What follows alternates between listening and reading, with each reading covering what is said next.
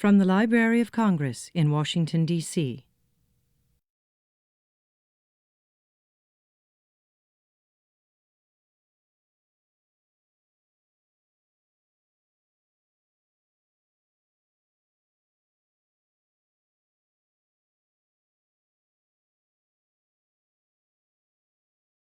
Good afternoon. I'm Jim Billington, Librarian of Congress, and the program will be moderated and presided over by the head of our Kluge Center, Dr. Carolyn Brown. But I just wanted to welcome you all here and thank you all for being here, and above all, thank one of our more engaging and popular fellows here at the Kluge Center recently. And I did want everyone to know that we're honored today by the visit of Mrs. John Kluge, Maria Kluge, who's honored us with her presence. And I'd just like you to take a bow and so we can all express appreciation. Please, rise. Oh. Yeah.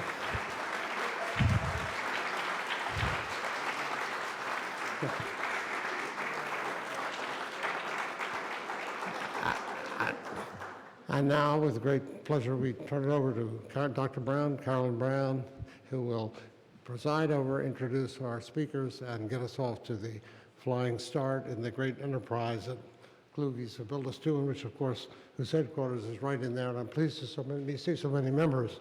Can you hear me? You haven't missed anything if you haven't, except Mrs. Kluge's presence. So, Dr. Brown, take over. And once again, welcome to the Library of Congress and to the Kluge Center. Welcome. We're delighted to have all of you here for what is going to be, I think, a most splendid, interesting, and deeply felt presentation.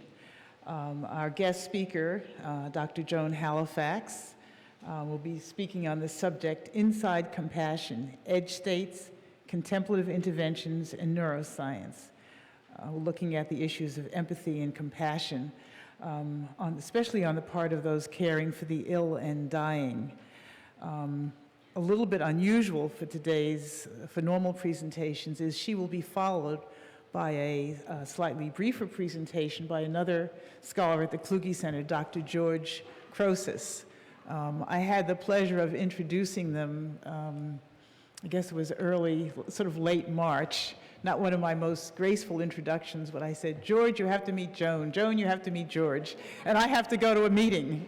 And they introduced themselves, and it's been a wonderful intellectual partnership since that time. I do want to say just a word about the Kluge Center, which, as I think you know then, was established by a very generous donation from John W. Kluge. With a wonderful vision that Mr. Kluge and the librarian shared. The vision really was that there should be a scholarly place within the nation's capital where the nation's leaders would have the opportunity to tap into the wisdom and knowledge of mature scholars so that their judgment and knowledge might provide fresh perspectives in government. Or as we like to say, to bring together the world of affairs and the world of ideas, the thinkers and the doers, coming together in enriching informal conversation. And that's been the highest vision of the Kluge Center that the librarian and John Kluge shared together and created the center from that. In addition, these senior scholars, wonderful scholars, would be part of a community that would include the most promising junior scholars, the rising generation, who we hope maybe some 20, 25 years from now will be back as senior scholars. But to bring these two groups together with the expertise of the library's curators and area specialists, other specialists, for research in the rich collections of the library and our other resources. That was the founding vision. In addition, I would just say the center also sponsors a number of intellectual activities, such as this afternoon's presentation, lectures, symposia, small conferences. And you can sign up on the webpage for further information. Just quickly go to the library's homepage on the right-hand side, scroll down to the Kluge Center, go to the Kluge page, and you'll be able to sign up and know what's coming along. Today's program, I think, in some ways represents the very best of what a center would hope to achieve, where you just have the sum which is much greater than the parts, two scholars coming together in a wonderful collaboration. I'm not going to go into a long introduction about them. We provided bios on your chairs so that you could read in great depth, but let me just say a few words. Dr. Joan Halifax is the founding abbot of the Upaya Zen Center in Santa Fe, a writer, thinker, and a great teacher. I want to emphasize that. I think many of you have experienced that. A great teacher who has worked with dying people and trained clinicians in how to do so, has written several books on this issue. The most recent one, Being with Dying, Cultivating Compassion and Fearlessness in the Presence of Death, a book that was personally a resource for me in my own life in that experience. Dr. George Chrousos is one of the world's most prominent clinical investigators engaged in research on the interrelationships between the nervous and endocrine systems, with a special focus on the physiology of stress. And I would note that next week he will be traveling to Athens to receive the Bodhisattva Prize, which is, some people call it the Greek Nobel. I noted that Roshi Halifax and Dr. Chrousos had met at the Kluge Center, discovered the complementary nature of their own work, approaching common issues. Joan from her basis in neuroscience and Buddhist thought, George from his knowledge of the endocrinological system, and I'll just add a deep knowledge of the Greek classics. So it's just been a privilege to be part of witnessing this wonderful relationship.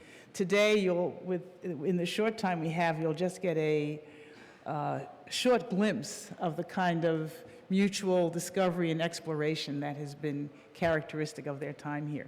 So I think I've said more than enough. I would ask you at this point to welcome Joan and George.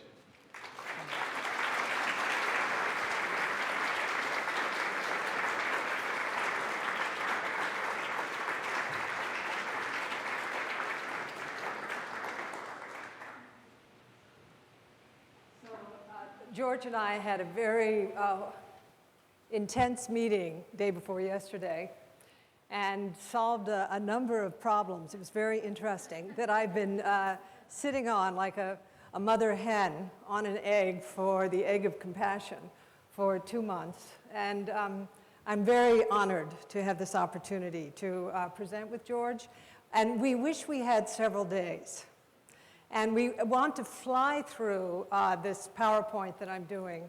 It's going to be very rapid because 2/3 of the way through is the egg that hatched.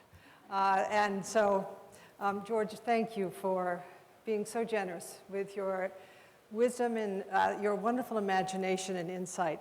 The other thing we've been doing is a kind of philological exploration of the Greek terms for Buddhist states of mind.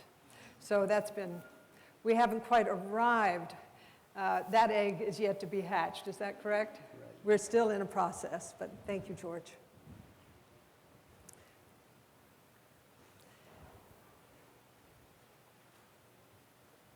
Tussie, thank you. Dr. Billington, thank you. Carolyn, thank you. And it's always a collaboration. I'm so grateful for these team members for being part of this exploration into compassion, and also to my friends in the world of neuroscience who have added immeasurably to this area. So I want to explore what I've been calling edge states in caregiving, empathic distress, empathic concern, priming and optimizing compassion, neuroscience research on compassion, contemplative practices and types of compassion. And if I get just to the priming part, I'll be happy, although I would like to take you through the whole sequence.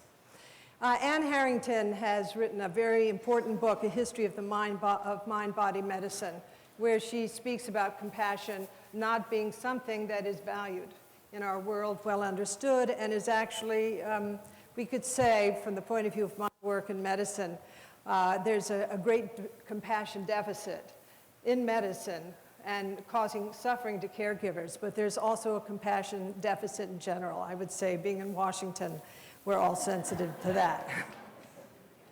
In fact, I said recently in a public talk, I wish we would vote for our politicians based on their compassion capacities. As many of you know, I'm a longtime Buddhist practitioner since 1965, and so I have to have a little tiny bit of Buddhism in here. Would it be true, asked the cousin of the Buddha, to say that the cultivation of loving kindness and compassion is part of our practice? And the Buddha replied, no, it would not be true to say that the cultivation of loving kindness and compassion is part of our practice. It would be true to say that the cultivation of loving kindness and compassion is all of our practice. So compassion, what do we mean by that? It's the emotion one experiences when feeling concern for another's suffering and the desire to enhance that individual's welfare. And it's made up basically from the point of view of most social psychologists of two components. But today I was speaking with our group in the Max Planck Institute. They're very excited because I've gone quite granular, as you will see shortly. But basically it's felt that the affective feeling of caring for one who is suffering is part of compassion, and then the motivation to actually relieve that suffering. As of about 10 years, there's been an increasing encounter between neuroscience and Buddhist meditation. And part of that exploration has been in the field of what happens, what are the neural substrates of compassion. So one of the richest fields in which to really look at compassion, and the military is one of those fields, by the way, but also one of them is in care of the dying. This photograph, by the way, portrays a man who has just died, and the arm of my student who has helped with that transition reaches toward the elderly patient. So what do we do in caring of the dying? We endeavor to alleviate the suffering and pain of those who are gravely ill. We try to work with the survivors. And we also address the suffering of our colleagues or of caregivers, family and professional caregivers. But there are edge states which all caregivers face. And I want to talk about these edge states very briefly. They're described a little bit more, except for the first edge state that part of my work at the library, it appeared for me, so thank you very much for this protected time. And that is the edge state of pathological altruism. And this is altruism in excess, where the individual who is caring is actually harmed physically or emotionally by the act of caregiving. And that gives rise to a number of other edge states. By the way, this particular point was made in the work of Michael McGrath. Burnout, which is now more often called vital exhaustion, refers to the experience of cumulative work demands. Secondary trauma, which is known primarily in the field, and we feel it's a misnomer.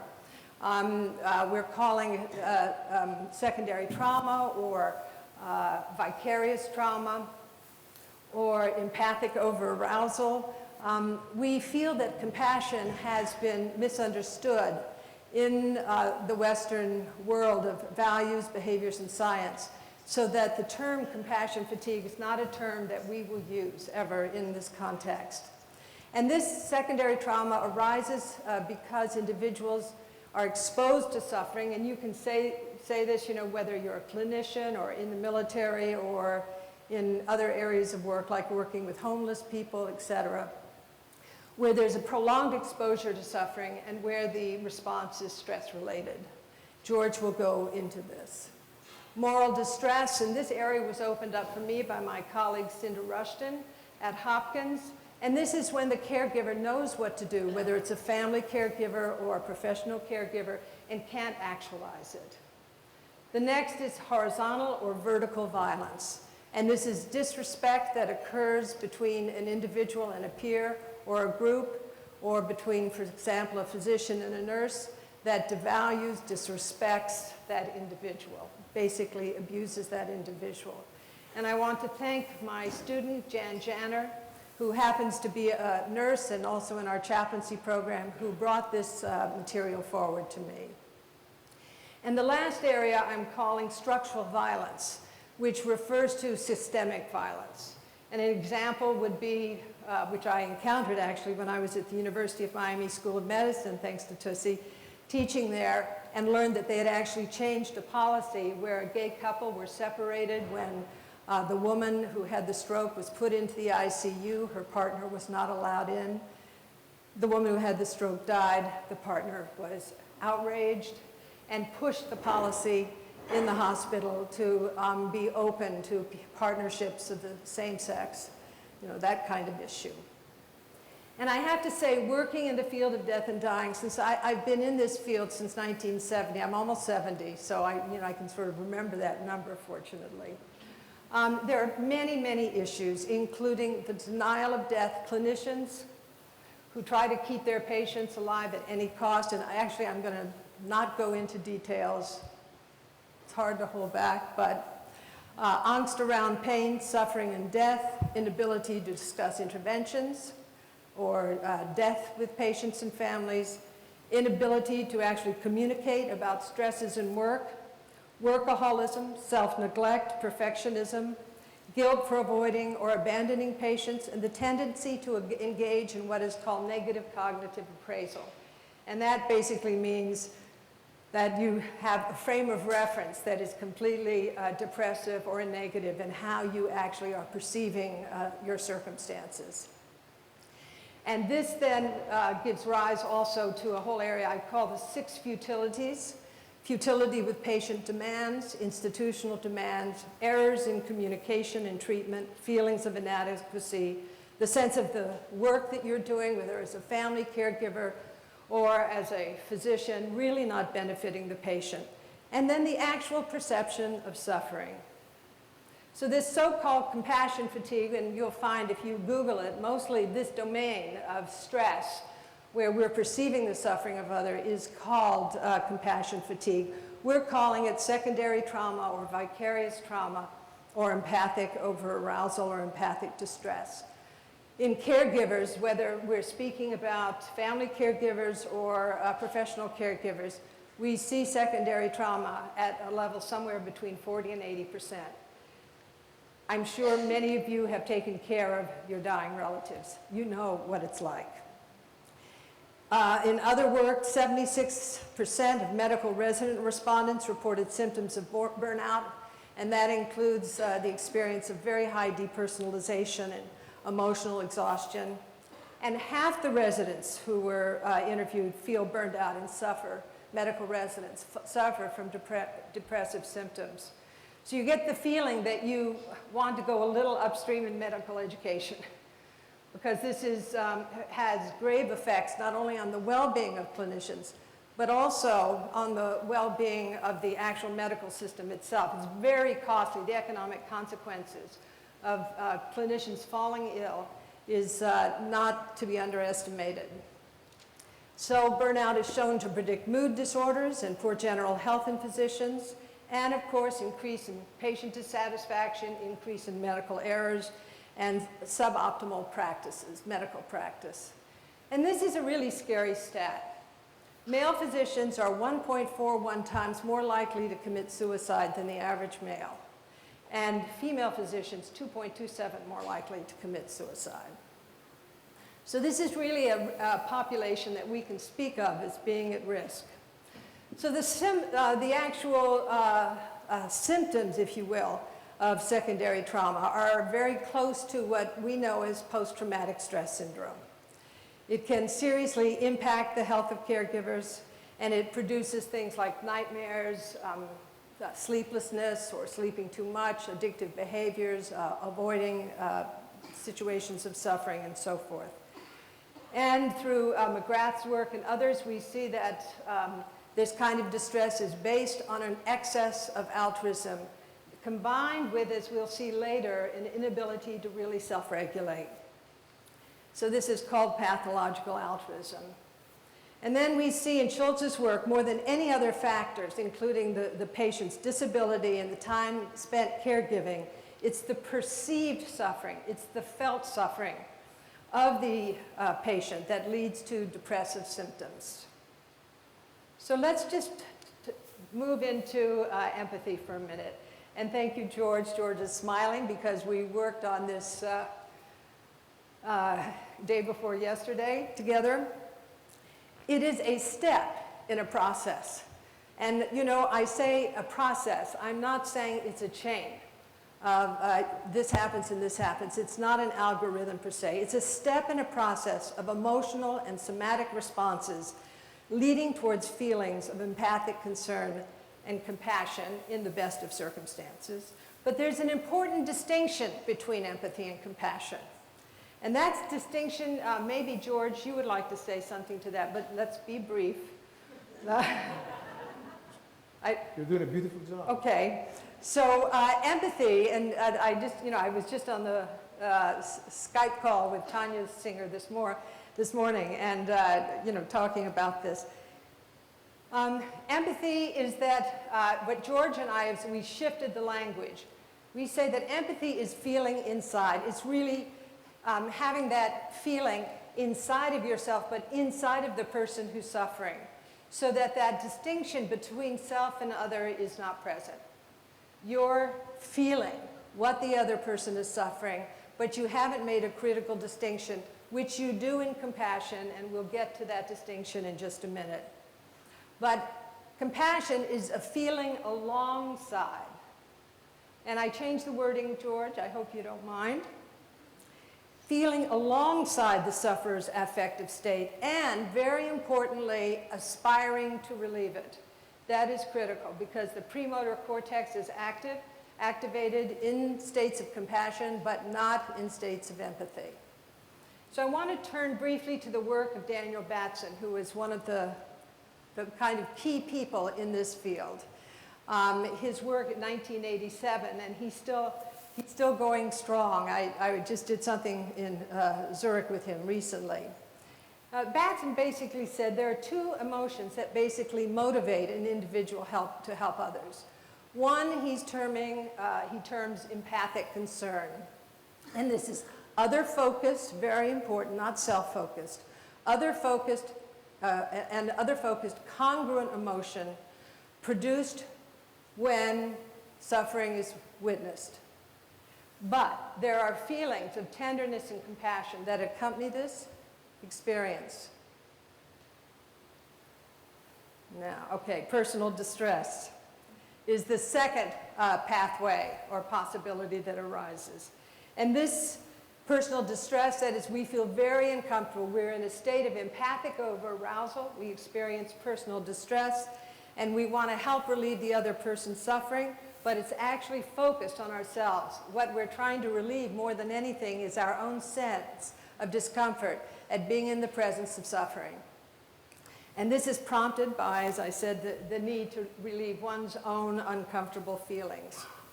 Now, what we've learned is really critical about compassion, and we're going to get more granular in the next few slides, but what is really critical in the experience of compassion, which is not actualized in empathy, but empathy is an important part of compassion, but is that you're able to actually make a distinction between yourself and the person who's suffering. This activation of a situation of stress, as George will explain, is really necessary for individuals. You have to be somewhat stressed in order to feel compassion. But you, at the same time, either as a top-down process or a bottom-up process, you have to be able to actually distinguish self from other and to be able to regulate your emotional arousal. So I want to go to one of my favorite researchers, Nancy Eisenberg. I did a modification of her algorithm. The problem with an algorithm is that it looks like it's sequential, and I'm positing that actually compassion is an emergent feature inside of a complex dynamical system. But Nancy has some very important dimensions that I want to share. She's saying that an individual who's going to actualize compassion or go into personal distress has to experience some degree of affective or emotional attunement. There also has to be cognitive attunement, and that is the individual is actually able to look out through the eyes of the other person and see kind of how they see the world. And there also has to be the medium of memory. If you have been a person without any experience of suffering, which means that you have some probably autism-related disorder where you don't perceive your own suffering, you're not sensitive to it, it's very difficult to actually perceive the suffering of others. These three streams come together and initiate an arousal level, which George will speak about, which produces a kind of tipping point. And the tipping point either goes into a positive expression or a dysfunctional one. If it is dysfunctional, the experiencer, the caregiver, goes through the medium of personal distress. And that personal distress, if you look at Eisenberg's algorithm, basically has two possibilities.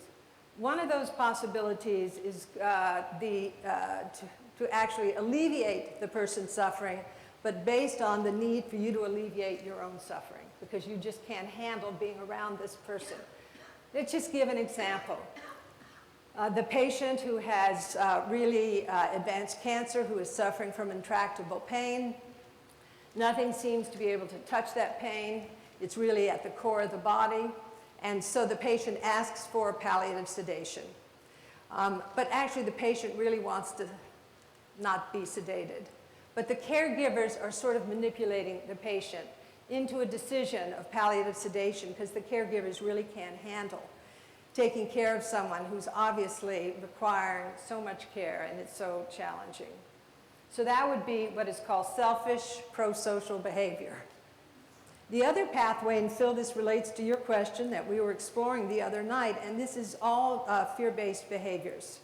What happens in clinical situations is that a caregiver, and also, a family member, same, is experiencing over-arousal, moves into the experience of personal distress, and then there are three basic expressions that we have observed as very common among professional caregivers, also among family members.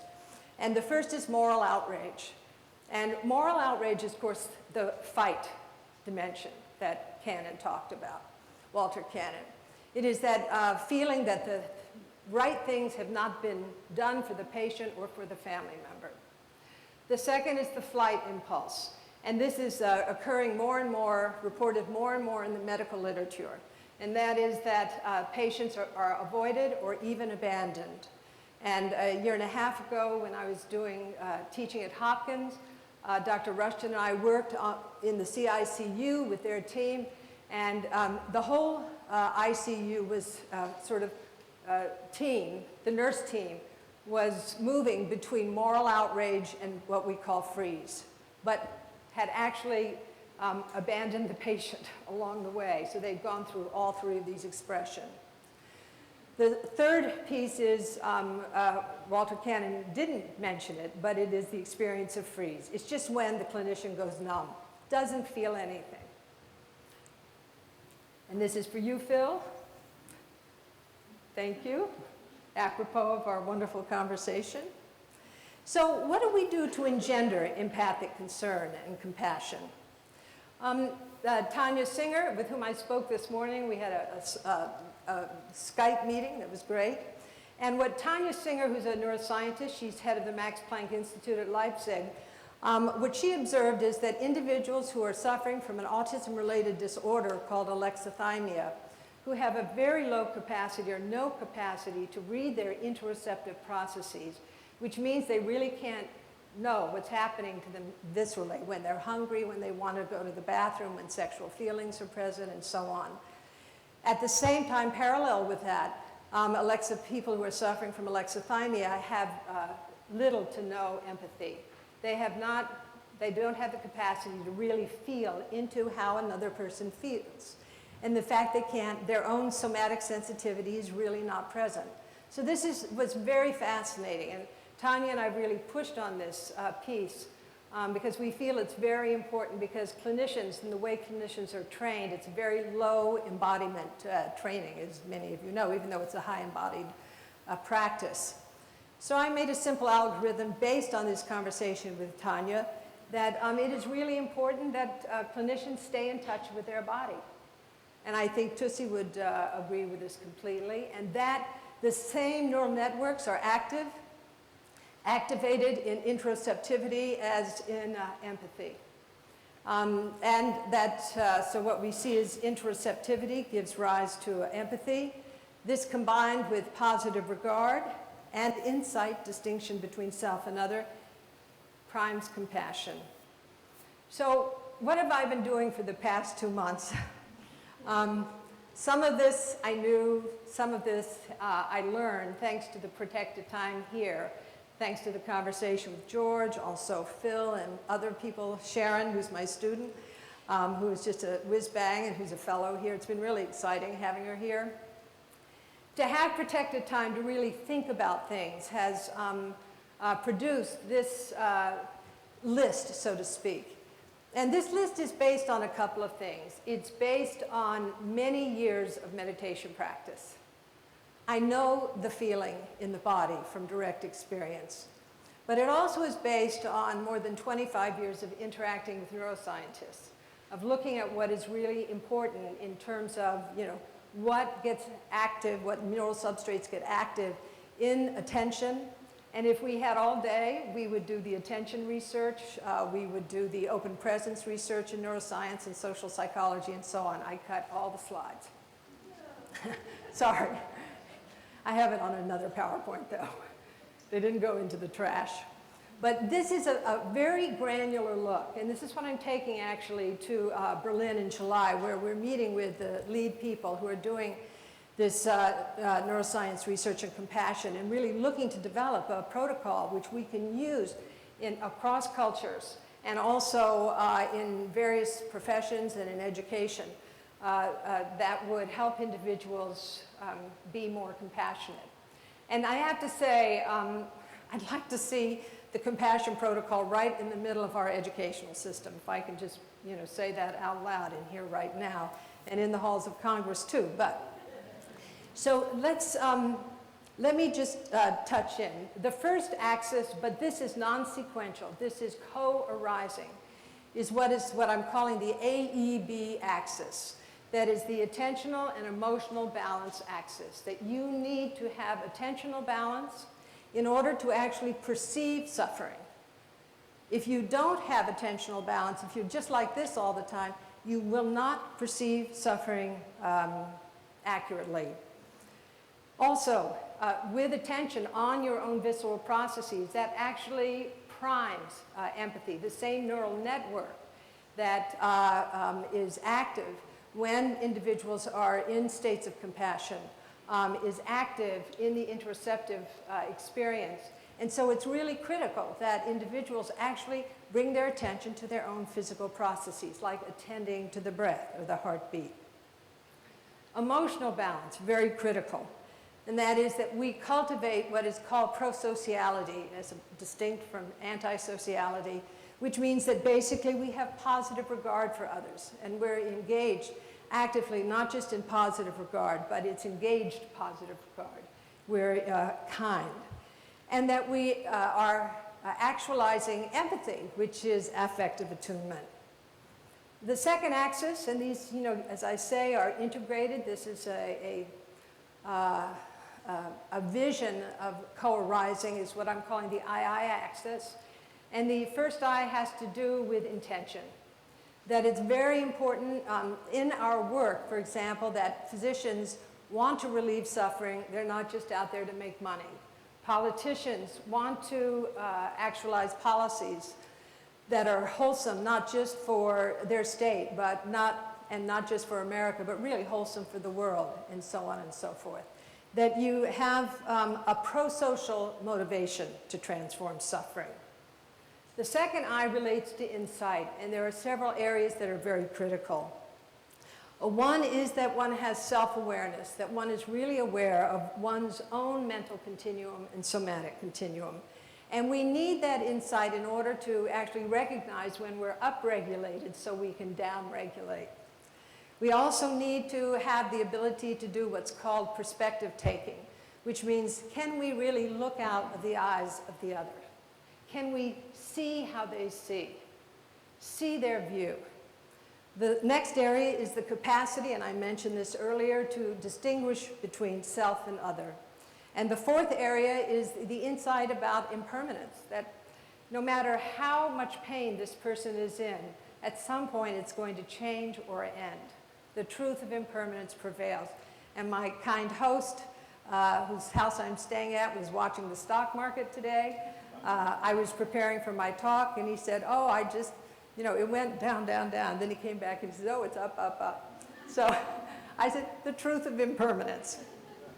Another insight is that no matter how difficult or so-called dispositive an individual is, they want to be free of suffering. And maybe their way of being dispositive is unwholesome, but they want to be free of suffering. The third axis is called the GR axis, and that is we're grounded. We have to be really embodied in our work. And the second part of that is that the premotor cortex in compassion is active, so there's a readiness to actually mobilize ourselves to relieve suffering.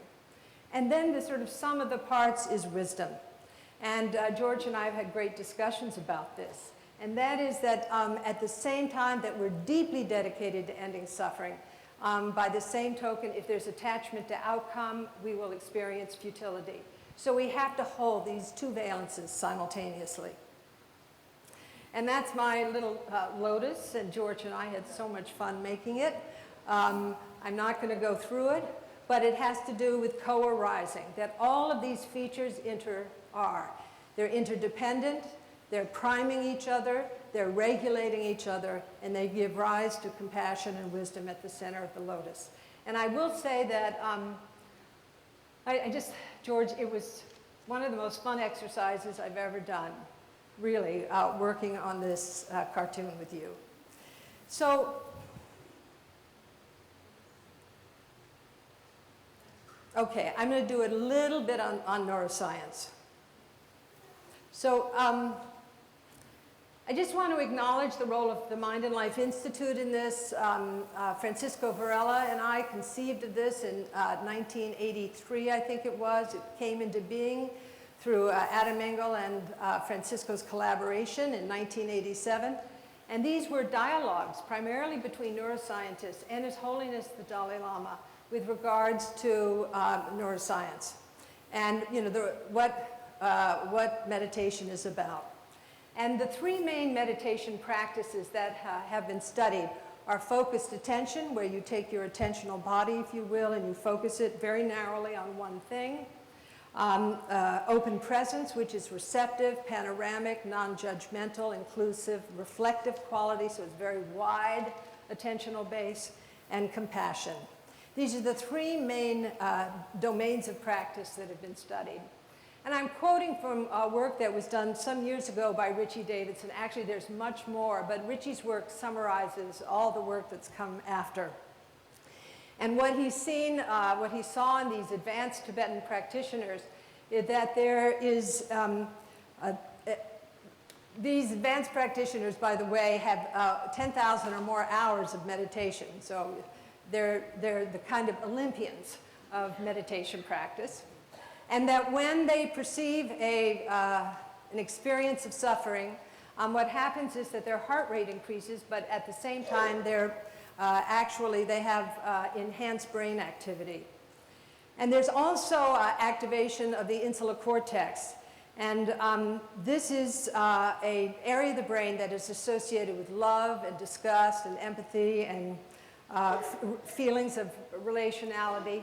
But interestingly enough, and this is Tanya Singer's work, it's also associated with our capacity to process uncertainty. That's really critical. I mean, if there is anything that needs to be addressed in medicine, it has to do with the truth of impermanence, or the fact that although it's a very prescriptive, prescribed, evidence-based discipline, the truth is that there is a tremendous amount of uncertainty.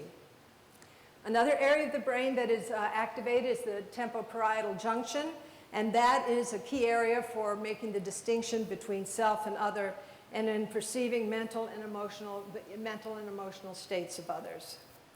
George and I were talking about this. The prefrontal cortex is active, but particularly the left prefrontal cortex, which is associated with positive emotions. And then there's the activation of the premotor cortex, which is very distinct. In other words, the feeling of someone in compassion is that they're at the ready. And also the somatosensory cortex, which is associated with interoceptivity. Now, this slide has too many words on it. It's because gamma is not well understood. But in any case, there was a high prevalence of gamma among the advanced practitioners during the experience of meditation. And gamma has been loosely associated with the following things. And it's an area that is really in development. I looked all over the web of science, found a number of articles, but still, it is a kind of frontier area. But it's an area associated with conscious perception, with focused attention and working memory, with meditation, and with experiences of insight. Also, this rolling gamma wave at 40 hertz per second is very interesting because what we see is it creates a kind of medium for neural synchrony. It links up all the different areas of the brain. And I just want to briefly talk, and I hope, George, you'll touch into this.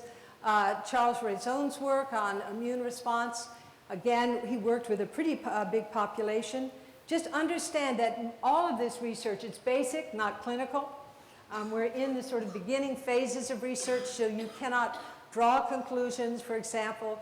And boy, Cliff Sarin, whose paper was included in this, but we had to drop because of time, but the production of telomerase, other research on immune enhancement and so forth. But Chuck's studies are quite interesting because he did it with a fairly large population, 61 undergraduates, with a 6-week meditation training. So these were meditation naive people, which is really great, a 6-week training. And the control group were basically, doing a kind of health education course. And what Chuck Raison discovered is that there's a reduction of inflammatory and negative mood response. So these are the 4 areas that I want to just summarize, which you've seen already in the sort of Venn diagram. Attentional balance, emotional balance, cognitive control, and immune function. And this has, thanks to the library, I had a sort of sketch of this 6 months ago, but it is definitely built up in details in the past 2 months. Another really important feature that we have to know is many of us feel like, oh gosh, I'm ADD or I'm depressive, I can't learn.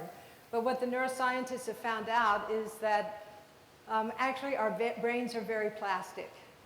We can train ourselves. We call this mental training. And in fact, most of us who work in this field as non-sectarian teachers, I don't use usually the word meditation when I'm training clinicians. I use a word, clinical word, more like reflective practice. And I'm just going to mention briefly, these are the 6 interventions, contemplative interventions that we actually train clinicians in: focused attention, cultivating the investigative faculty, presencing pain and suffering, the cultivation of prosocial mental qualities, the subjective familiarization with the psychophysical aspects of sickness, dying, and death, and open presence. And by the way, we could do days just on that. So the question is, are there different types of compassion? And yes, there are. There are 2 major types. One is called referential or biased compassion. That is, there's compassion with an actual object. There's a person before you or a person in your imagination. And the first subcategory is that there's a compassion experience that is really based on biology. It's biologically based. And that is for example, the experience of instinctual compassion that a mother and infant or a father and infant feel, or unripened compassion, which, for example, would be compassion that's somewhat compromised, but there's a physical bond, say an unwanted child or even a sexual bond with a partner where, you know, the caregiver's angry at the partner, but still there's resonance. Attached compassion comes about through the in-group, the family, or sexual bond, and there's a lot of research being done regarding altruism and compassion right now in relation to in-group. The next area is compassion through identification, and that is if you've suffered like this person has, you will tend to feel compassion more. But it also can mean that you can be over-aroused if you haven't actually regulated your response. The next big domain is called reasoned compassion. And this is compassion that is ethically based. One realizes that compassion is a moral imperative. Or conceptually based compassion, understanding that all beings want to be happy and that we're interdependent. But the richest compassion and the most liberated, if you will, is known as non-referential, unbiased, or universal compassion. And that is compassion that is without an object, but where the experiencer is always at the ready to meet whatever suffering arises. I can't believe we're almost done. So I just want to finish with this quote from the Dalai Lama, which is very meaningful to me. And I'll actually be with him tomorrow morning in another venue up in Newark. But love and compassion are not luxuries. They are necessities in order for human beings to survive. And I think that is the case. So thank you very, very much.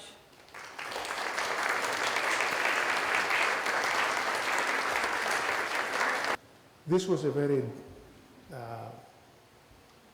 extensive, beautiful presentation, and it's a very hard act to follow. But I will try to follow by referring to what Joan has already said. And before I say anything else, I'm also grateful for being here, to the librarian, to Mrs. Kluge, for giving me the opportunity to live this amazing period of intellectual activity and contemplation and learning and enrichment. What is stress? The etymology is very old. It's an old Indo-European root, and you will find it today in Greek, strangle, which means, strangle, and in Latin, stringere, which means to press tight. So in other words, this root, str, means something harsh, something bad is happening to somebody. Now, in my reading, things started quite early with Pythagoras, when he saw the harmony of the world. He saw the balance, the harmony of the cosmos. And what he said was that everything in the world is in a marvelous equilibrium, or harmony, or balance. And this balance is constantly disturbed by disturbing forces, and is brought back by counteracting, re-establishing forces. So despite everything that's happening, it stays somewhere in the middle and survives. The disturbing forces you can call stressors, which can be physical or emotional, and the counteracting, re-establishing forces you can call the adaptive response. So whenever something bad is happening, our body has an adaptive response that starts and brings balance back. Now, homeostasis is a new term. It was coined by Walter Cannon in the late 19th century, and it means steady state. It's another Greek term. Now, this term existed earlier in antiquity, when Alcmaeon, who was a student of Pythagoras actually from Croton in southern Italy, called this balance isonomia, which means the same thing, but the term didn't catch, and it had to be reinvented. So in a few words, stress is a state of threatened or perceived threatened homeostasis. In other words, if we feel that we're not in homeostasis, we're not in homeostasis. And here is a list of how these concepts developed, from the harmony of Pythagoras to isonomia of Alcmaeon to Empedocles, who talked about matter consists of essential elements and qualities in opposition or alliance to one another. Hippocrates, who called a harmonious balance of the elements and qualities of life as health, and disharmony as disease, and that's exactly what it is. And then Epicurus, who suggested that ataraxia, which means imperturbability of mind, and aponia, means lack of pain, absence of pain, as the superior pleasures of human beings. He also spoke about eustathia or eustasia, which means good balance. Claude Bernard, more recently, described the milieu intérieur, which is kept in a relative homeostasis inside our bodies. Walter Cannon, who also described the fight or flight response, as you heard. Later on, the freeze response was added, and in fact, when we faint, that's what happens. Fainting is a freeze response. It's also called play dead, because it can be adaptive. And finally, Hans Selye talked about distress versus eustress, in other bad stress versus good stress, and he talked about diseases of adaptation. And actually today we believe that more than 50% of human pathology, the so-called chronic non-communicative disorders, which plague humanity, are stress-related. Now, in our body, we have several homeostatic systems that maintain this balance. And of course, for us humans, the most important is the prefrontal and frontal lobe. That's logos, logic. But then we have also the amygdala, which is the fear and anger center. We have the mesocortical limbic system, MCLS, which is the reward and punishment center. And we have the stress system. We have a specific system in our brain and body that's activated whenever we're stressed and helps us come back to normal. And then we have, of course, the cardiorespiratory, the metabolic, immune, fatigue and pain, wakefulness, sleep, the clock system that gives us the circadian rhythm. So in other words, all of these complex systems work in alliance or opposition to each other to produce this amazing balance that we have called homeostasis. Now, this is another curve that works for most homeostatic systems. In other words, things are good somewhere in the middle. If you're aroused well, you feel well, you do well, you perform well. If you're hyper-aroused, that's not good. If you're hypo-aroused, that's not good. So this is the so-called inverse U-shaped curve. And all of these systems are trying to keep us somewhere in the middle. So not too much, not too little. Then this is a famous law of physics called Hooke's law, and it's very simple. So don't look at the curve. Just think of a metal rod that you press in the middle and it bends. The more you press, the more it bends. So what Hooke said in the middle of the 16th century was that up to a certain point, the relation between the amount of weight you put and the bending gives you a straight line. And that's a straight line that you see there. It's called eustress or homeostasis, because the rod goes back where it was before. So that's what we want. Whenever we're stressed, we want to go back to where we were before.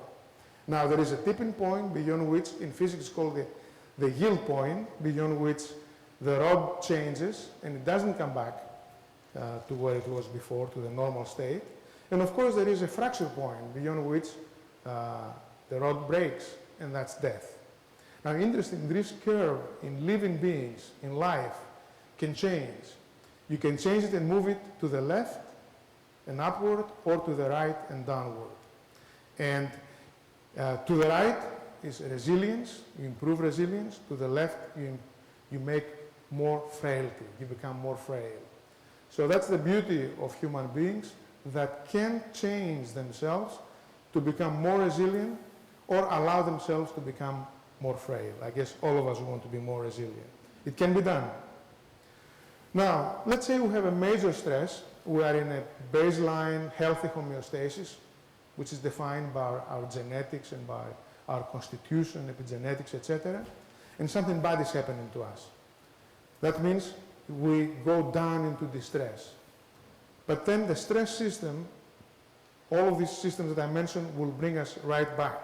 Well, we have three possibilities. One is to come back exactly to where we were before. So that's baseline homeostasis, eustasis. We can never come back, and that's the problem with many of the stressful situations like you have with unprincipled compassion, when compassion is not the way it should be. Then you have deteriorated homeostasis, which one could call kakostasis, which is bad homeostasis. And what is this? Well, it can be depression, or depressive feelings. It can be burnout, and it can be PTSD, post-traumatic stress disorder. In this stage, you have changes that are hard to overcome and to come back to where you were before. On the other hand, there's another state, another possibility, that you become stronger, more resilient after the stress. So in other words, the stressor was a practice for your body and brain to make you better. So these are three possibilities that can happen. Now, in situations such as that require compassion, you have at least two people that are very stressed. One is the patient. He went through a major stressor, let's say diagnosis of cancer, chemotherapy, and so forth. That person may never come back to where he was before. So he goes into cacostasis, and the better he can tolerate it, the better it is. And that's what you're trying to do as a caretaker. On the other hand, the person who provides the care can go in three directions again. He can remain the same through this, be affected negatively and go into cacostasis, or be affected positively, and actually be better than what he would have been in the absence of caring for the individual. So here is a long list of human stressors. And go to the yellow one that says caretaking and empathy. Caretaking is one of the most stressful things that you can do. In other words, we see in pediatrics patients of parents of children with autism. These people, if you follow them for a few years, they age very rapidly. Why? Because stress damages them. They are in permanent cacostasis. And they need help and can be helped. That's true for anybody who takes care of sick people. And then empathy, as mentioned before. If you're not able to separate it from yourself, empathy is not compassion, and affects you. Why? Because human beings are societies. We're not one person. We're many people that communicate with each other. Now we talk about resonance, and we have mirror neurons in our brain. And what's defective in children with autism actually is those mirror neurons. They can't communicate because they don't have those neurons. And to some extent, this is true for people with psychopathy. That's why psychopathy is an emotional defect. So this interaction between human beings has been called resonance, but it should be called consonance actually, because resonance means again, re means again, con means together. And now we're talking about cognitive and emotional epidemiology. Let's say, what happened last year with the vaccines, right? The entire world, the humanity was talking about vaccines and was affected. Some people were for, against, and so forth. That's emotional epidemiology. Now, the stress system in our brain are really a few nuclei, a few areas in the brain. One of them is in the hypothalamus. It's called the CRH center. And the other is in the brainstem in the back. And that's the center for arousal and the center for the autonomic or sympathetic nervous system. And these two systems, for a long time, were studied separately. People studying one were not talking to the people studying the other. And then we found out about 25 or 30 years ago that the two actually communicate. They are in constant communication with each other. So they go together. And, sorry for this slide, but I'll just summarize in a few words. Whenever the stress system is activated, it activates some other centers in the brain. So you're stressed, but at the same time you activate the reward system. Because if you're not rewarded, you will not do anything. You will abandon the situation. You won't do anything. But because you activate the reward system, you're optimistic that you're going to deal with the stress. So that's one thing that happens. The second thing that happens is you activate the amygdala, which means you activate fear and you activate anger. So it depends whether you're going to flight or fight. Or in some small situations, the best thing to do is just freeze and fall down and hope that the aggressor does not attack you.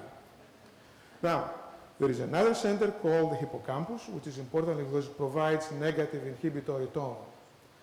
So, if for some reason your system doesn't work well and you have a hyperactive stress system, which means also a hypoactive hippocampus, doesn't provide control, a hypoactive mesocortical limbic system, reward system, and a hyperactive amygdala, then you have the typical case of the chronically stressed individual.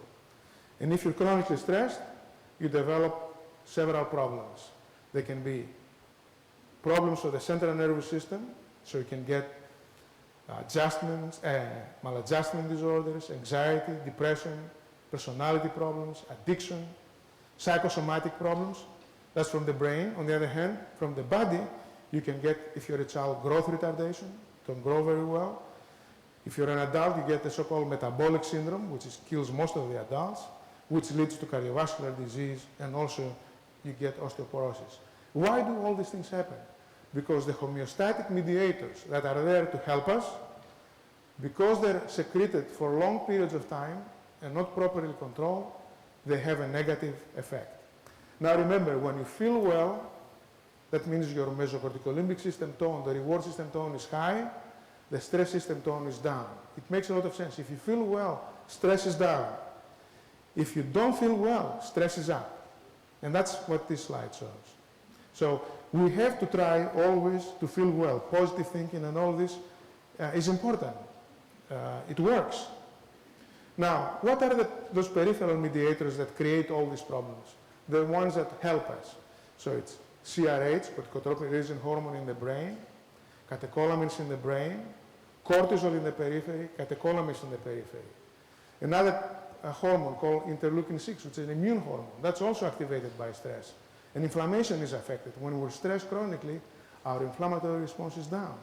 Our immune system is down. It's easier for us to get infected. Also, don't look at this, but just for me to remember, if you're stressed, the reproductive system is inhibited, and we know why. The hormones of the stress system normally inhibit the reproductive hormones. If you're stressed, the growth hormones are inhibited, so you don't grow.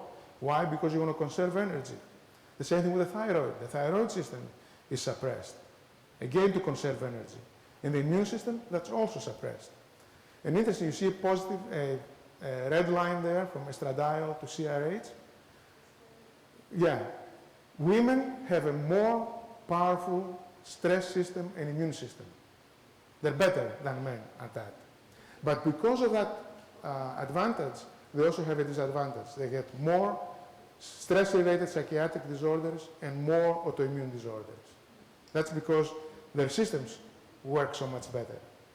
And here is the mechanism where you can start from the brain, depending on a genetic variation, developmental history, how as a child, if you're exposed to stress, poverty, etc.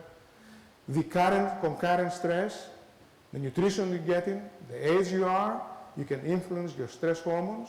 And if your stress hormones are elevated for prolonged periods of time, which happens in chronic stress, then you start collecting visceral fat, you collect fat inside the abdomen, you lose muscle, you lose bone, that's osteoporosis, and the end result is endothelial inflammation, endothelial dysfunction, that's the blood vessels inflamed, atherosclerosis, and cardiovascular disease. All of this, what you see in the slide, for example, sickness syndrome, polycystic ovary syndrome, cardiovascular disease, osteoporosis, sleep apnea, these are all stress-related disorders, and you know they're extremely common. Recently, I read a beautiful book by Stephen Hall called Wisdom, From Philosophy to Neuroscience, just published.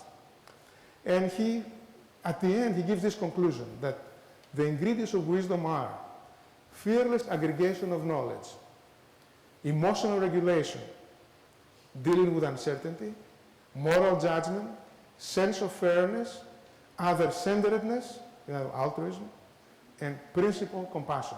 That's how he mentions this.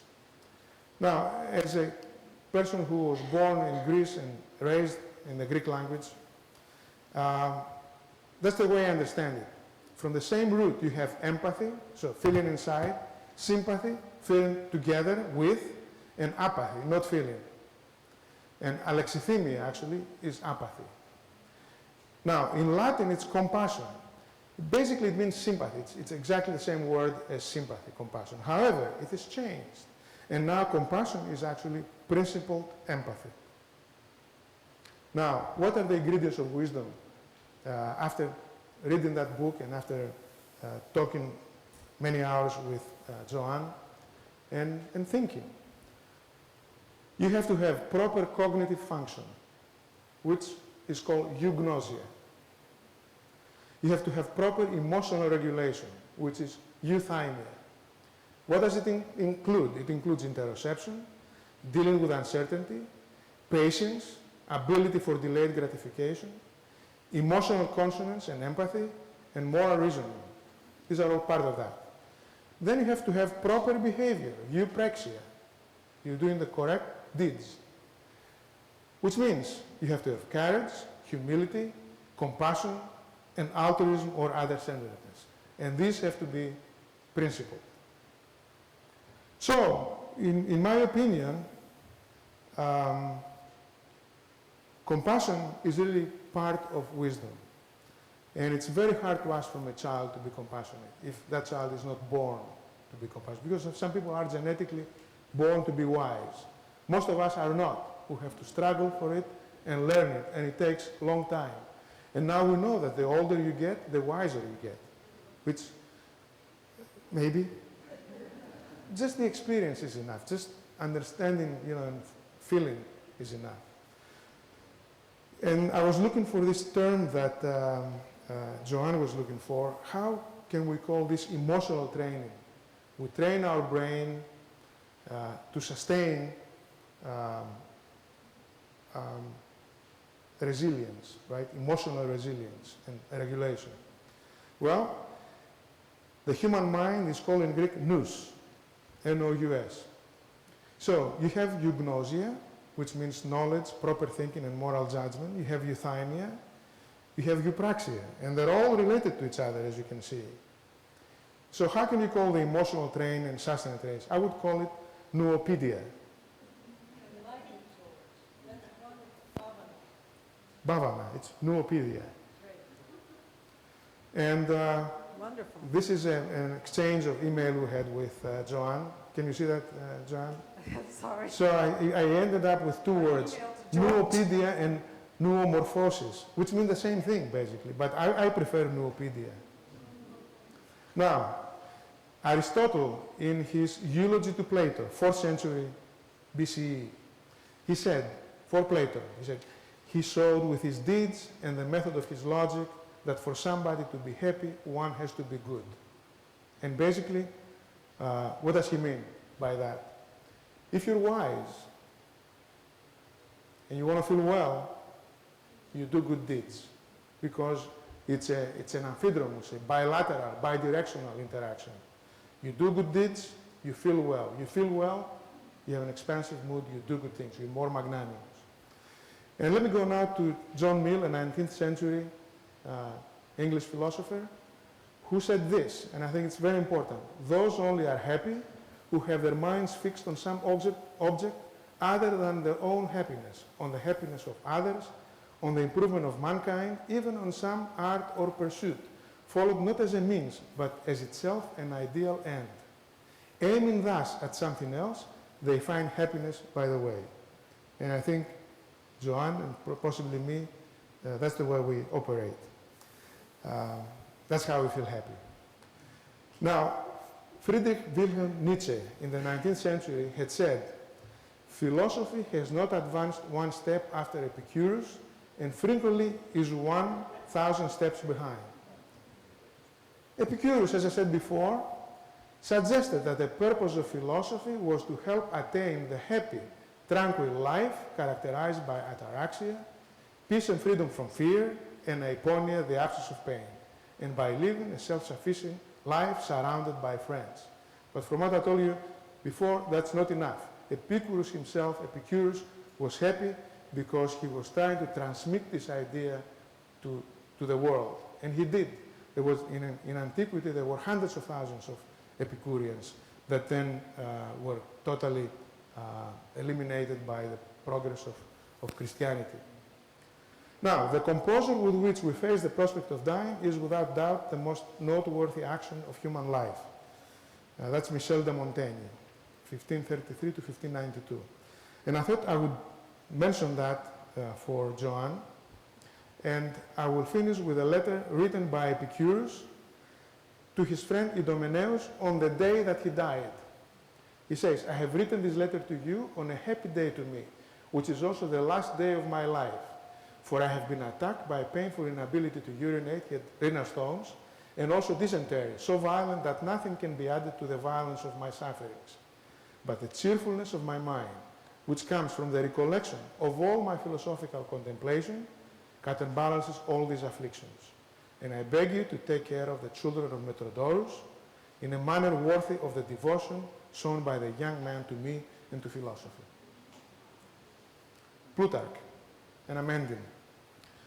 The qualities which the Greek sages deemed present in every wise man were logistikon, that's not eugnosia, thematikon,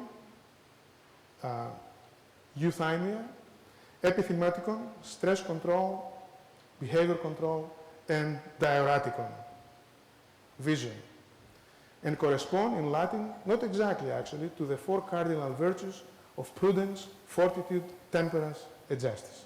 Thank you very much.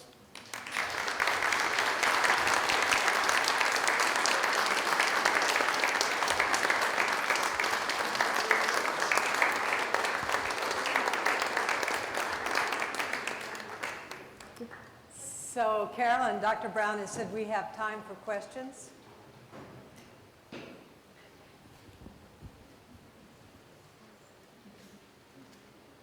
Any questions? Yes, Tim.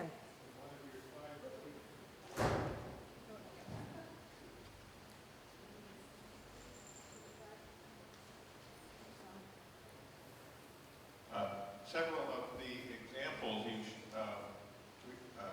noted about the tests on the skilled meditators of 1,000 and more hours, but you also had one referring to where even though the rather modest meditation could have notable effect. So this sounds like some advice for those of us who are modest in those skills. Could you comment further? Yes, Tim. It is the basic research on primarily Tibetan practitioners who are kind of Olympians, if you will, of meditation practice, has allowed for Richie Davidson and other neuroscientists to map out the areas of the brain that light up in various meditation states. So that's very important work for mapping. But now many research projects are happening with individuals who are meditation naive but are put through a training program. And Davidson even has a training program on compassion that's on the internet that is showing results. So there is definitely a dose effect. You get higher effects the more you practice, but you get significant effects with actually very small interventions, if I can use that kind of language. So I think one of the most important people in this field really has been Jon Kabat-Zinn. He developed a protocol called the mindfulness-based stress reduction, and that has now been probably the most researched meditation protocol in the world. Research is happening all over the world on it. 2 years ago, I did a scan on, or last year, on how many research projects were funded by the National Institute of Health that were mindfulness related. There were almost 130 of those. So that year. So what's important is, and I think what George is pointing to, which is really critical, most of us just feel a little futile. We were born this way, we're messed up, there's kind of no hope. But what the neuroscientists have learned, and also people like Rusty Gage at Salk Institute, with regards to the production of new neurons, through the hippocampus when you're in an unstressed situation and get adequate exercise throughout your lifespan, is this principle which is called neuroplasticity, that you can train yourself and increase the areas of the brain that are associated with these prosocial emotions through practice. So go for it. It was on CNN today. I have to tell you, I saw Chuck Raison, a little video on CNN. Anybody else see that? Anyway, talking about lawyers, training lawyers in meditation to reduce their stress. Yeah. Thank you, Tim. You were mentioning the 10,000 figure, and I think the librarians here went the other night. I think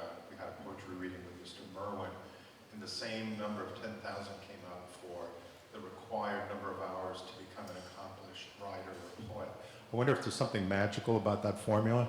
But my second question, my serious one is, technology and pre-technology, a lot of the traditions you're talking about are what we consider pre-scientific in the Western sense, and yet we're engaged in perhaps validating some of that. What do you think is the kernel of the positive addition your research is making to ancient wisdom? I've been in this field for 40 years, over 40 years, endeavoring to try, needless to say, it's been a learning curve since 1970. And medicine is evidence-based. And clinicians are, in general, extraordinarily involved, engaged, and dedicated people. They don't want to mess around with fluffy stuff. They want something that, where they know that there are going to be possible effects. Now, 2,500 years of, using the mind as a laboratory would seem like, a convincing history. But it isn't for people in the Western world. People in the Western world, it's kind of the Kansas thing. You got to kind of prove it. Or show me, is it Kansas? Whatever it is, show me. Missouri, thank you. Who was from Kansas? Oh, yeah. So it's the Missouri thing. Show me. They want to know it works. And also it has to do with the allocation of time. Many people in today's world feel that they don't have time. They're, dopamine addicted. George and I have talked about this. Can you be addicted to your own endogenous chemicals? Yes, you can. So, you're hanging on your iPhone, your BlackBerry, your iPad, your computer, your PC, your, Mac. You're surrounded by technology that's constantly grabbing your attention. And you're producing this chemical, which is basically, related to the reward system. And this is, when Tanya and I were at Davos, I was global religious leader there briefly. It was really fascinating. She looked around and she said, everybody here's addicted to dopamine. I came back, up here and I talked to George. It's the, we're in that seek and reward addiction. So, we have to learn how to downregulate. We have to really take care of ourselves. If we stay upregulated, we're going to go right to what George is talking about, past the tipping point into the fracture point. Yes. I was wondering if you can comment on the power, perhaps, of aesthetics, of beauty, on compassion and maybe stress reduction, and not just somebody helping out, but perhaps the environment or the beauty of architecture or art, perhaps can have in helping us to deal with difficulty. The answer is yes. Anything that makes us feel well. There have been studies now where they use aromatherapy and they measure cortisol, and cortisol, which is an index of the stress system activity, goes down. So things like massage and things like that, they do work. Of course, they're limited, for the time that you're exposed to them, but they do work. They're not limited. Okay. Yeah, they work though, right? But you have to continue, in other words, yeah. All right, unlimited.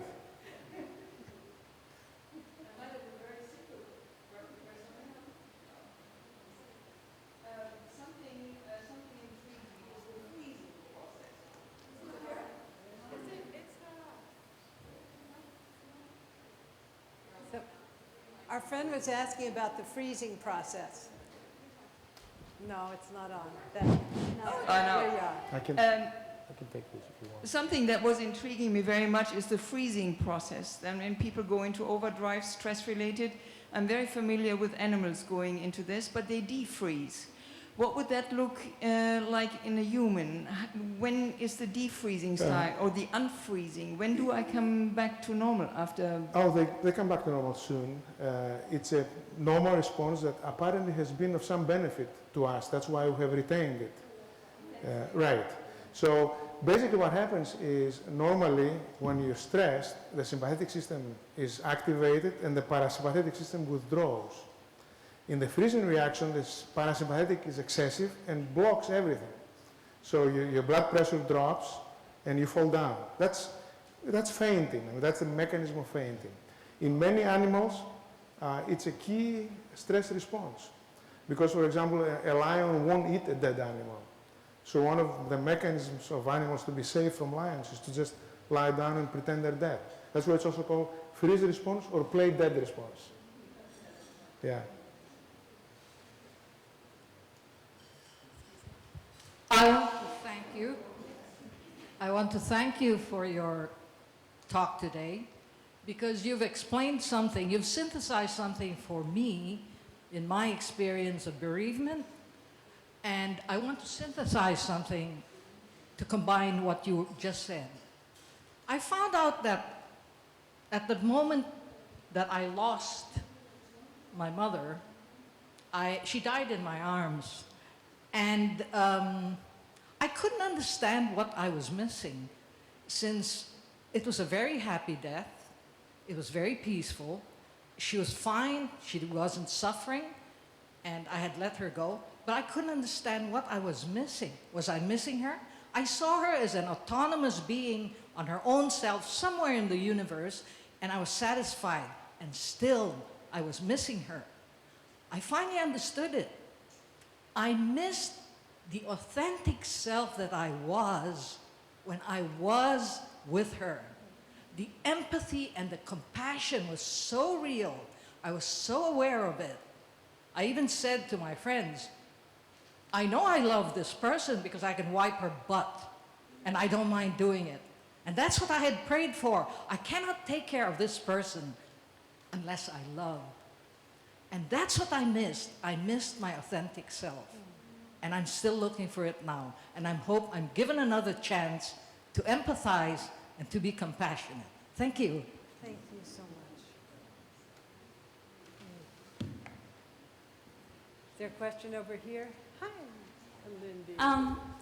I was wondering, with the access of technology today and this addiction to dopamine, what that possible impact is and what the future looks like on humanity or the modern society.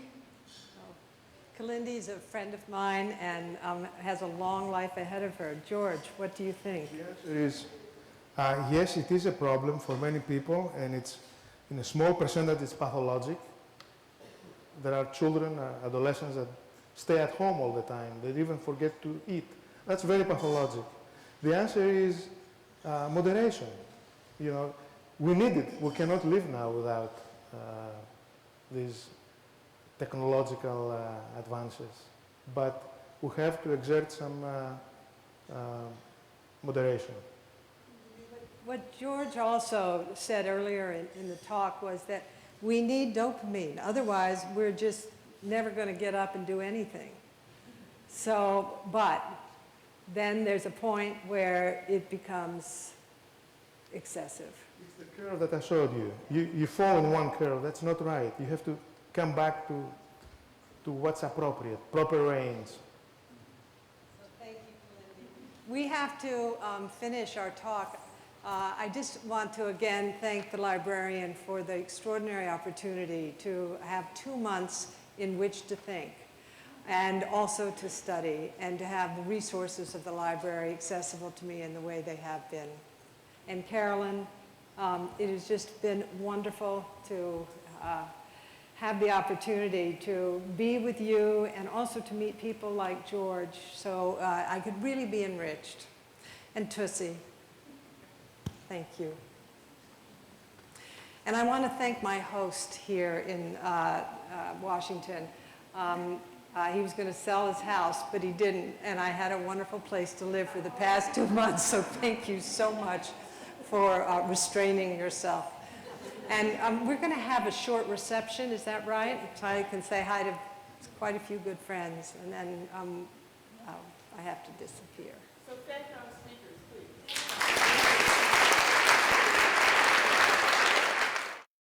This has been a presentation of the Library of Congress. Visit us at loc.gov.